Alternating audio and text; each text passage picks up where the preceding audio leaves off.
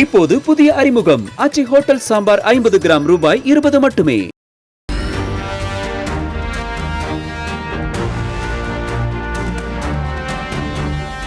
வங்கதேச நாடாளுமன்ற தேர்தலில் வங்கதேச தேசியவாத கட்சி தலைமையிலான கூட்டணி 200 இடங்களுக்கு மேல் வெற்றி பெற்று ஆட்சி அமைக்க உள்ளது. மறைந்த முன்னாள் பிரதமர் கலிதா ஜியாவின் மகன் தாரிக் ரஹ்மான் தலைமையிலான வங்கதேச தேசியவாத கட்சி கூட்டணி 20 ஆண்டுகளுக்கு பிறகு ஆட்சியை கைப்பற்றுகிறது. பிரதமராக பொறுப்பேற்க உள்ள தாரிக் ரஹ்மான் யார்? இந்தியாவுக்கு இதன் தாக்கம் எப்படி இருக்கும் என்பதை விவரிக்கிறார் செய்தியாளர் பாரதி ராஜா. வங்கதேச நாட்டு அரசியலில் இன்னைக்கு ஒரு மிக முக்கியமான நாள் அப்படின்னா மிகையாகாது. ஏன்னு கேட்டிங்கன்னா 2024 புரட்சிக்கு பிறகு, இளைஞர்கள் புரட்சிக்கு பிறகு முதன்முறையாக பாராளுமன்ற தேர்தல் நடைபெற்றிருக்கிறது. யாருமே எதிர்பார்க்காத வகையில் பிஎன்பி கட்சி 213 இடங்களை வென்று ஆட்சியை அமைத்திருக்கிறது. மொத்தம் 300 தொகுதிகளை கொண்ட வங்கதேச பாராளுமன்றத்தில் 299 இடங்களுக்கான தேர்தல் நடைபெற்று முடிவுகள் வெளியாகியிருக்கிறது. இந்த தேர்தலில் கட்டாயம் வெற்றி பெறும் அப்படின்னு எதிர்பார்க்கப்பட்ட ஜமாத் இஸ்லாமி கட்சி தோல்வி, அதாவது பிரதான எதிர்கட்சியாக மாறி இருக்கிறது என்றால் அவங்க கிட்டத்தட்ட 70 சீட் தான் வாங்கியிருக்காங்க. ஆனால் 213 இடங்களை கைப்பற்றி பிஎன்பி கட்சி ஆட்சி அமைத்திருக்கிறது. இப்போ அந்த கட்சியைச் சேர்ந்த பிரதமர் வேட்பாளர் யார் அப்படின்ற ஒரு கேள்வியில் எழுந்தப்ப தாரிக் இம்ரான் அவர்கள் பிரதமராக தேர்வு செய்யப்படுவதாக அறிவிக்கப்பட்டிருக்கிறது. யார் இந்த தாரிக் இம்ரான் அப்படின்னு பார்த்தீங்கன்னா, பிஎன்பி கட்சியைச் சேர்ந்த முன்னாள் பிரதமர் இருக்காங்களே, வங்கதேச பிரதமர் காலிஃபா ஜியா அவர்களுடைய மகன் தான்.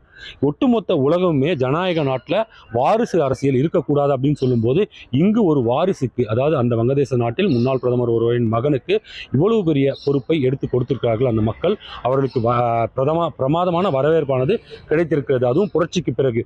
சரி, இவ்வளவு நாள் இருந்தாலே அங்கே எங்கே மக்களுக்கு பணியாற்றினார் அப்படின்னு பார்த்தீங்கன்னா, அவர் 18 ஆண்டு காலம் வங்கதேச நாட்டிலே இல்லைங்க, லண்டனில் போய் பதுங்கியிருந்தார். இதுக்கு காரணம் என்னன்னு கேட்டிங்கன்னா, 2008 அவர் மீது பல்வேறு குற்ற வழக்குகளும் ஊழல் குற்றச்சாட்டுகளும் இருந்தது.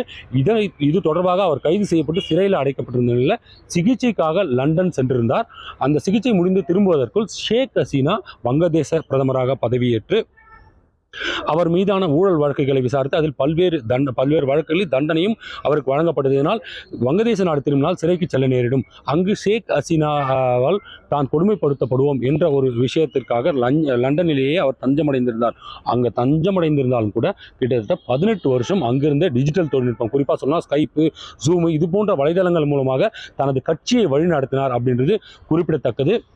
அந்த வழிநடத்துவது மட்டும் இல்லைங்க, ஒவ்வொரு நிலைமையிலும் எந்தெந்த விஷயத்திற்கு குரல் கொடுக்க வேண்டும், மக்களிடம் ஊழல் பிரச்சனையாகட்டும், மக்கள் பிரச்சனையாகட்டும் எப்படி கையாளணும் அப்படின்னு ஒவ்வொரு முறையும் அவர் வழிநடத்தினார் அப்படின்றது குறிப்பிடத்தக்கதுங்க. சரி, இது மட்டும்தானா அப்படின்னா கிடையாதுங்க.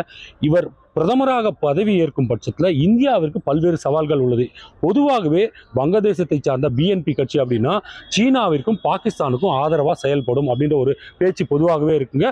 இதற்கு முந்தைய காலகட்டங்களிலும் அது மாதிரியான நிலைமை தான் இருந்தது. ஆனால் இந்த விஷயத்திலேருந்து வேறுபட்டது ஷேக் ஹசீனா மட்டும்தான். ஆனால் இப்போ பிஎன்பி கட்சியை சேர்ந்த தாரிக் இம்ரான் அவர்கள் பிரதமராக பொறுப்பேற்கிறார். அவர் பொறுப்பேற்றால் இந்தியாவுடனான உறவை எப்படி எடுத்து செல்ல போகிறார்? ஏன்னா இந்தியாவுக்கும் வங்கதேசத்திற்கும் ஏற்கனவே அந்த தீஸ்தா நதிநீர் பங்கீடு பிரச்சனைகள் இருக்கு. அந்த தீஸ்தா நதிநீர் பங்கீடு பிரச்சனை மட்டும் இல்லை, எல்லைகள்லையும் இப்போ பிஎஸ்எஃப் இருக்காங்க இல்லையா, அந்த எல்லை பிரச்சனைகள்லையும் பல்வேறு தாக்குதல், எல்லை மீறுதல், இது போன்ற பிரச்சனைகள்லாம் கூட இருக்குது. இதில் பிஎன்பி கட்சி ஆட்சியில் இருக்கும்போது இந்தியாவுக்கும் அவருக்கும் ஒரு சின்ன சர்ச்சைக்குரிய வகையில் தான் அந்த உறவுகள் இருந்து வந்தது அப்படின்னு சொல்லப்படுது. ஆனால் ஷேக் ஹசீனா தலைமையிலான அவாமி லீக் கட்சி இருக்கும்போது அவ்வளவு பெரிய பிரச்சனைகள் இருந்ததில்லை. ஆனால் பிஎன்பி இருக்கும்போது இந்த மாதிரி பிரச்சனைகள் இருந்திருக்கு கடந்த காலங்களில். இப்போ தாரிக் இம்ரான் அவர்கள் பிரதமராக பொறுப்பேற்ற பின்னர், குறிப்பாக பிஎன்பி கட்சி ஆட்சி அமைத்த பின்னர் எப்படி எடுத்து செல்ல வேண்டும் என்றால், அந்த காலகட்டங்களில் இருந்த இந்தியாவை காட்டிலும் இப்போ பன்மடங்கு இந்தியா பொருளாதாரத்திலும் வணிகத்திலும் தொழில்துறையிலும் முன்னேறிக்கிறது. எனவே வங்கதேசம் அந்த நாட்டின் பொருளாதாரத்தை அப்போதுக்கும் இப்போதைய வளர்ச்சிக்கும் போயிட்டால் இந்தியா எவ்வளவு வளர்ந்திருக்கிறதோ அந்த அளவுக்கு இல்லை. எனவே இந்தியாவுடன் சுமூகமான உறவை எடுத்துச் செல்ல வேண்டும் அப்படின்னு தான் தாரிக் இம்ரான் அவர்கள் நினைப்பார் அப்படின்னு நம்ம எதிர்பார்த்தாலும் கூட, எப்படி அவர் முன்னெடுத்து செல்ல போகிறார்? ஏற்கனவே அந்த கட்சிக்கு ஒரு கொள்கை இருக்கு இல்லையா, இவங்க இந்த நாடுகளுக்கு ஆதரவாக செயல்பட வேண்டும், அந்த வகையிலே செல்வாரா அல்லது இந்தியாவுடன் நட்பு கரம் நீட்டுவாரா?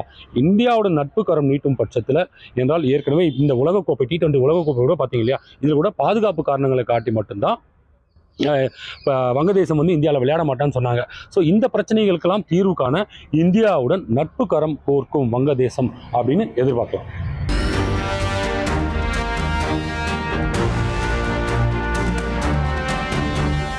இப்போது புதிய அறிமுகம் ஆச்சி ஹோட்டல் சாம்பார் 50 கிராம் ரூபாய் 20 மட்டுமே.